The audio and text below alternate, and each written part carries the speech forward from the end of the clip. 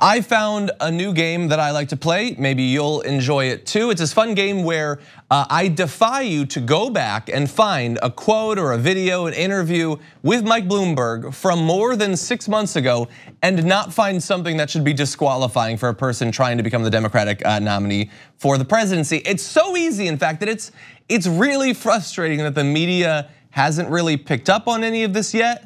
They seem not really that interested in his candidacy, but sometimes that would actually be an improvement on what we get, because sometimes the coverage is very weird. So I want you to take a look at this tweet that I saw in my feed. So it says, Mike Bloomberg seeks to move past stop and frisk controversy. And like as soon as I saw it, I knew that there is something wrong with that. So, like I focused in a little bit. Let's take a look at that. And you see, wait, hold on. Can you zoom a bit more and try to clean that up? Bloomberg, they wrote it? But no, honestly, so Bloomberg Politics believes he seeks to move past the stop and frisk controversy.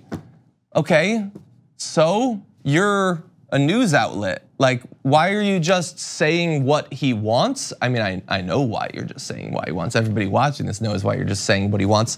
But this is not your job. It's not even, by the way, the policy. Supposedly, when he launched his run, they were gonna not cover the candidates so as to not be biased. Personally, I would say refusing to do any sort of authentic journalism on the candidates, even in areas where they have been awful, like with Mike Bloomberg, is not being neutral. It's sort of being supportive of a guy with a whole bunch of landmines in his political past.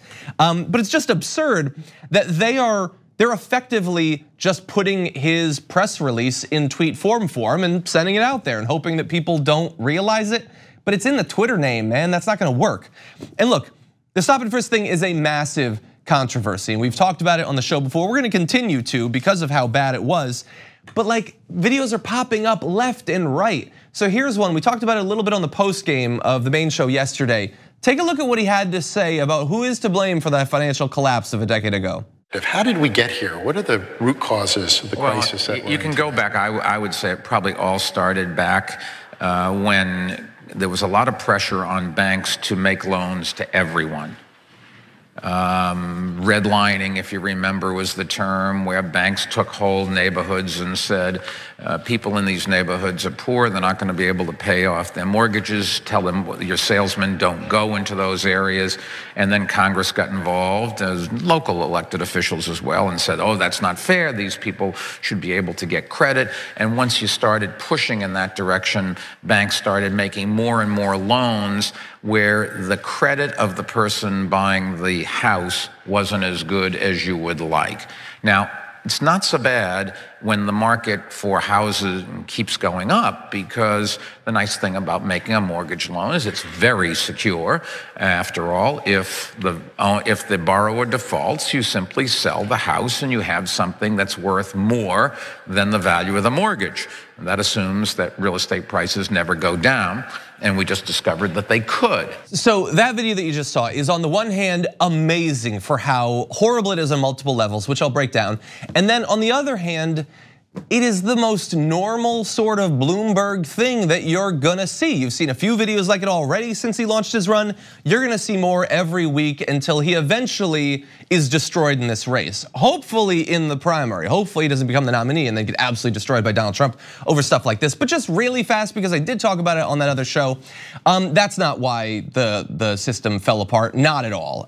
It's also conveniently victim blaming, saying that the people who were abused and victimized and deceived in the run-up to the collapse, and were the only ones to actually suffer after the system fell apart, that they're the ones to blame, not the people who were profiting off of this along the way and then got a convenient bailout and they're doing just fine.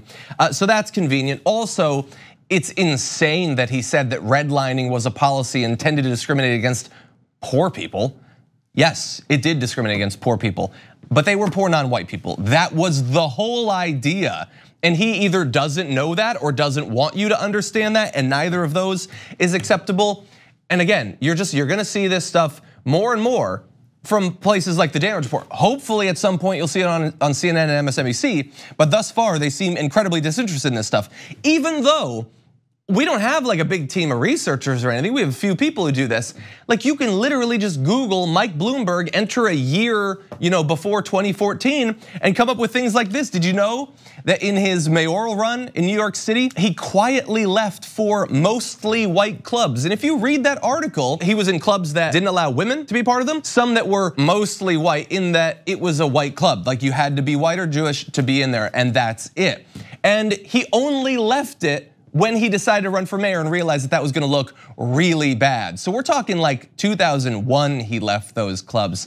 That seems like something that the media might wanna talk about. But also importantly, he's gonna be going up against, potentially, if he's the nominee, Donald Trump, who's gonna run his same sort of fake populist campaign that he always does. How do you feel about having a champion going up against him who says things like this? So back in 2012, City Council Speaker Christine Quinn, this is when he's mayor, announced that negotiations were finally complete on a living wage bill that would require some recipients of large economic development subsidies to pay their employees at least $10 an hour. So it's a living wage bill, but quite a limited one. You'd only be paid $10 an hour, and only for companies that are being showered with money from the city. So in exchange for all of this money that we're gonna give you, we expect that you pay people in New York City $10 an hour, which arguably is not a living wage, but that's what they were gonna work on. What did the mayor think? Oh, this is great. I mean, we're giving them a bunch of money. At the very least, things can be better for the people who put me in office. No, he said, it's interesting if you think about it. The last time we really had a big managed economy was in the USSR, and that didn't work out so well. It would be great if all jobs in the city paid a lot of money and had great benefits for the workers, not good for the employers. But if you force that, you will just drive businesses out of the city. So he would love it, hypothetically, if people got paid a lot. Remember, it was $10 an hour. And he refers to that as some sort of like fantasy land dream of everybody making $1 million a year. And he says, well, look, you could have it be good for the workers, you could have it be good for the employers. I'm being very clear about where my loyalties lie. And you've heard all this talk about socialism and all that, like demonizing of it. Now, the thing that they're attacking is like a fundamental restructuring of how healthcare is provided and financed. It's a big thing.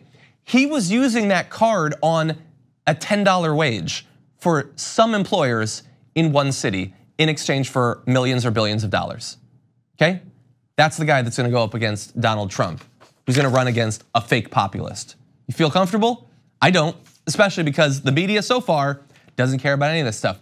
This is the product of like an hour of research that I did. I popped up these things, and I'm gonna find more tomorrow. We'll talk about them then.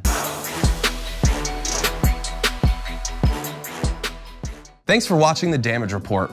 What if you could protect yourself on the internet for the price of a cup of coffee a month? Well, if you head to nordvpn.com/TYT, you'll be able to connect up to 6 devices to NordVPN's military-grade encryption for $349 a month. If you go now, they'll even throw in a month for free. Go now.